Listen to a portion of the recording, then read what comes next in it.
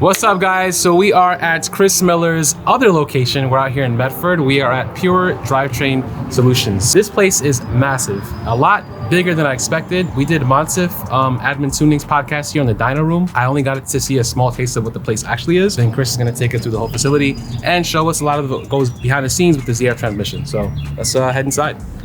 Cool. So this is just main entrance, just like the other facility. We're really not open to the public. Right. I guess you could say people will walk in once in a while. Receptionist is here. And there's always somebody working here, or it's just like Monday through Friday. Right, yeah, cool. There's somebody here just answering basic calls, doing mail, things like that. This is mostly sales office, Kendrick's desk. You got Chris and Ralph down here. So this rolls into here. Like I said, we did this whole build out from the front to the back, every unit. So there's a total of 7 units. And this is all pretty much redone by you, like you we do everything ourselves. Even In-house. Perry, our in-house guy, he does all our maintenance on all the machines, all the construction. When we took over this building, each unit, like we gutted it from front wall to back wall, laid it out in my head what I wanted. Kind of just built this hallway. Yeah, this part's pretty cool. It's just a hallway, and it's just I like Banksy, so we got a bunch of Banksy art just along the wall here, so you see from the street. So we're back in the lobby. Yeah, Walk in. Back in the lobby. So there's a bathroom over there. Yeah. Bathrooms have showers and everything. The ladies have their own bathroom. Like everything's clean, top to bottom. Look at the bathrooms. They're nice and clean. Yeah, that's the way the whole place is. Yeah, it's like artwork everywhere in here. It's pretty cool. Yeah, there's artwork everywhere. Sometimes depending on, so you got Vanessa and Mike. This is our file room. This is Dan's office. So sometimes depending on if we're all just talking through the offices, I'll sit here or sit there and just, so you'll see chairs just randomly placed, but it's just because rather than me sitting in their office on top of their lap, we'll just, they'll slide their chair to the doors and we'll all just meet here and talk. And then the same thing if I'm with with the sales or, the marketing guys, I'll just sit down there and then. And even the brainstorming is kind of thrown out too, like how you guys come up with stuff. And more hallways, Joe's office. This is like, I was showing you earlier. This is like a lounge area. This is just a little couch room. This is kind of like where I'll. It's a whole bathroom here. You could live in here. Washer and dryer. Washer, dryer, shower. Damn. This is where if we want to just take a break real quick, come in. You don't want to sit in the lunchroom or whatever. Like I'll sit in here. Sometimes I'll just to get away. I'll just grab my laptop and just turn the light out. I'll sit on the couch and just bug out. If we're working real late and you want to catch a nap or somebody's from out of town, like Jazz comes in, Jazz has slept on the couch a couple of times. This is, it's just a common room, basic conference room. If we have, where we need to get the whole team together and go over things, or we have somebody, same thing, like the company coming in for something that they want us to develop or work on or a project. Obviously you have your brainstorming. What is like the first phase of like a transmission comes in, or even if you guys are developing something new, where does that all start? It could either start here in Unit 1, which is engineering upstairs, or it'll start in the war room. The war room is the one with all the whiteboards and the 2 big screens. So we'll get to that, but let's go over to engineering and I'll show you over there. Yeah. So this isn't where it starts. So this is some things will start here. We do some inspection here. That's our Keyence. It's the same scanner I showed you that we had. Microscope. Just basic measuring equipment. There's a lot of measuring equipment underneath here. Rockwell tester that Perry's actually doing an upgrade to for me right now, and then we're gonna build a new table to it. But this is like our clean inspection room. So we'll go upstairs. This is engineering here. Oh, this is gonna be fun walking up these stairs. Yeah, let me not look into the camera. Yeah, so this is where, once again, it's separate from Unit 0 and then the rest of it. So this is your basic, machine shop, couple mills, lathe. I spend a lot of time up here. It's kind of, I get away. They call it my cave. Like I come up here and I can just sit on the computer and work on things and do math and just overview and bug out. It's kind of like where I do a lot of brainstorming. Anything from the front to the back. We was gutted from the front to the back, laid out all the electrical, all the air, everything. This is, like I said, a couple mills, twin spindle lathe, time saver, heat treat oven, tumbling equipment in the back for basic surface finishing stuff. Nothing too crazy. Okay. This is mainly just for research and development purposes, prototype. We don't really do much production here as far as manufacturing. These machines are used just for that. And So where does the production happen? So either Philadelphia, Kentucky, Tennessee. This section here is solely for R&D. So this is a machine that you do parts? Yeah, so these are lathe, a couple mills. Like I was saying, so we run 4 days here. Okay. Technically, we run Monday through Thursday, and then Friday is a clean and organized. All hands on deck. Everybody cleans their workspaces. All machines get torn down. If it is at its surface interval where it needs coolant or a filter change or whatever, whoever's in charge of that machine will take care of it. Perry will assist and do what he has to do with it. And that's what Fridays are for. It's just so when we prep, like come Monday, we're ready to go. Like there's no, oh, this is a mess, that's a mess. Like Friday is all hands on deck. We prep for those 4 days. Those are that's our 4-day work week. And yes, we do work 5, but the Friday is to prep for the next 4. This is Dev's prep bench. So pretty much they come in, the transmissions when they come in for a build will come in through here. Okay. And then this is where, I guess you'd say, everything starts. Right. So the transmission comes in, it goes up onto the table, depending on what it is. Same thing, just like everything else is documented. We take pictures of the skid, of the parts that came in. It'll go up on the bench, and same thing will be highly documented throughout the whole teardown. We built this bench, slosh all the fluid to the back, and it fills up every Friday they come. Yeah. They drain it out. Pretty much all the workbenches you see in here, sonic washers. This is our basic cleaning. So everything gets fully torn down here, gets inspected.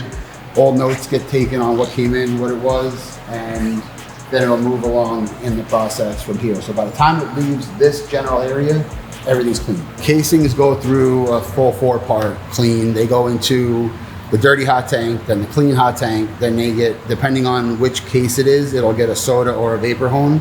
Then it goes back into the hot tank, and then it goes into the sonic for the final wash. So this is all these cabinets are preloaded with, let's just say, 8 HP 51, stage 1 comes in.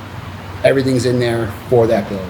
You know, a 2 or 3 in here, a 10R80, a 10R90. These cabinets are set up so that when they leave here, they're clean.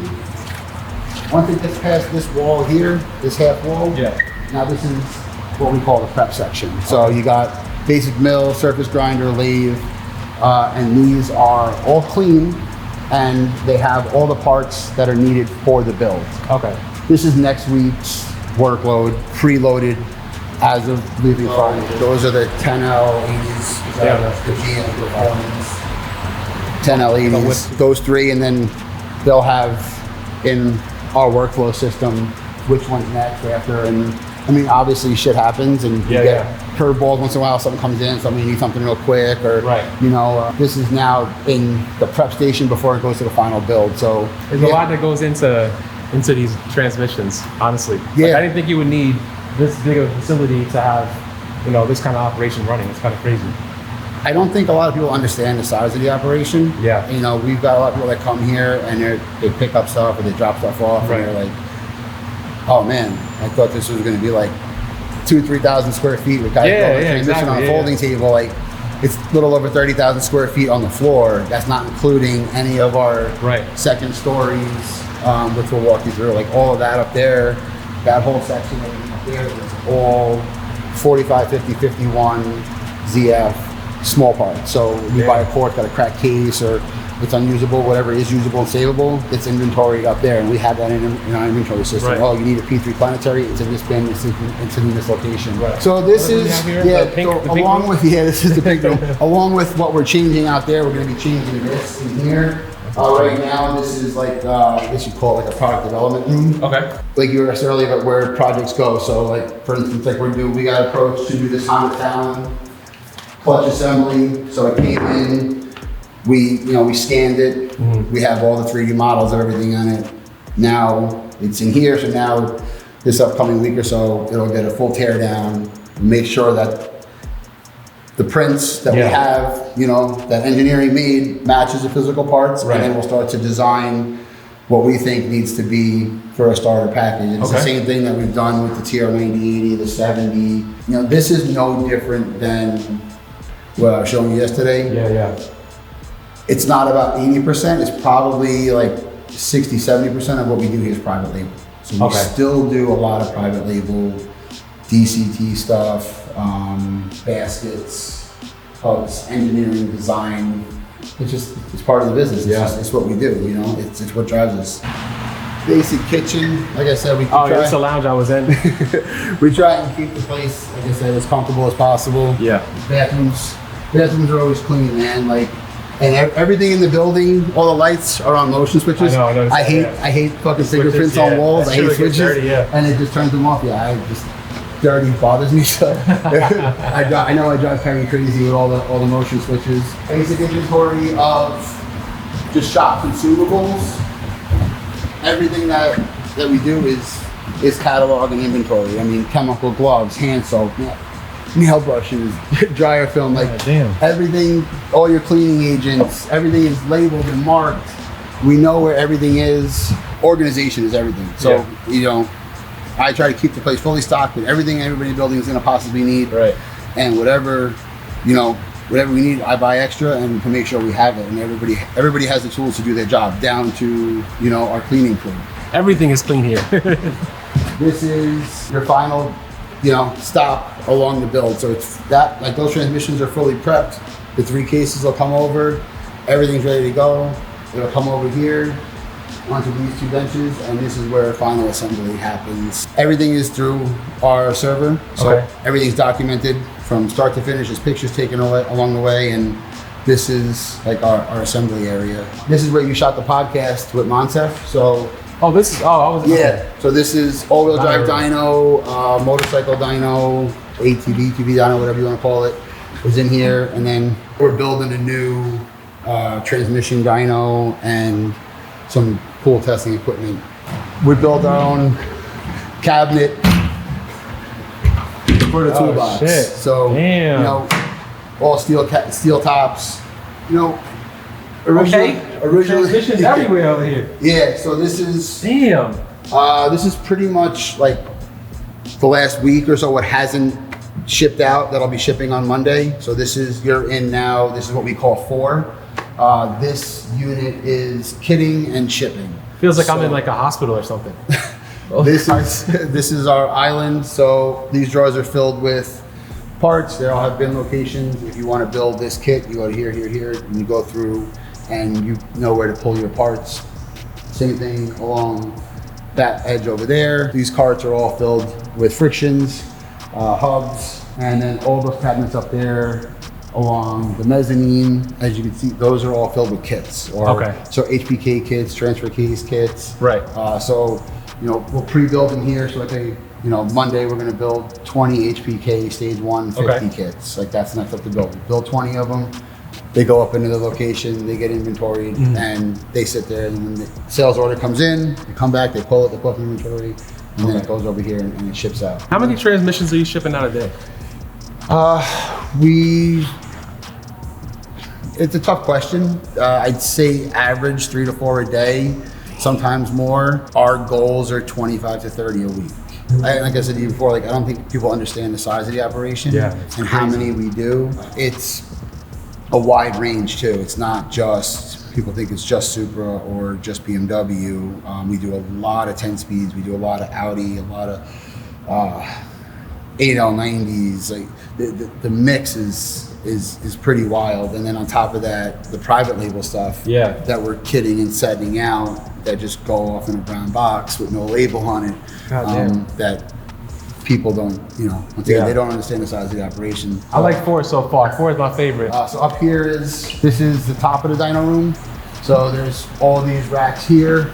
This is all, like I was saying earlier, this is all miscellaneous 10R, 10L, 10L90, 10L1000, 10L140, 8L90, just miscellaneous parts. So as we buy cars, everything's organized. We know what a location is. So if they're doing a teardown and a 10R80 comes in and this planetary is damaged, they'll mark it on the notes and then they'll go into inventory and inventory will tell them, okay, it's in this location on this shelf in this bin. Right. And they'll come up here and I'll go, okay, cool. I need a 10-speed triple hub. And they'll open this bin, they'll grab the triple hub and off they go. Rather than going digging through a crate and wasting an hour, they know exactly where it is. That's why it's important to be organized too.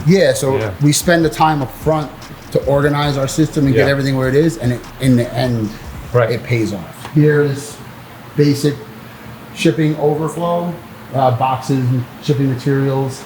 Everything done in house, so you can just ship it out whenever you need to. You don't got to go anywhere else, outsource anything. No. Yeah. We try and be self-sustainable. This connects unit 4 and 5.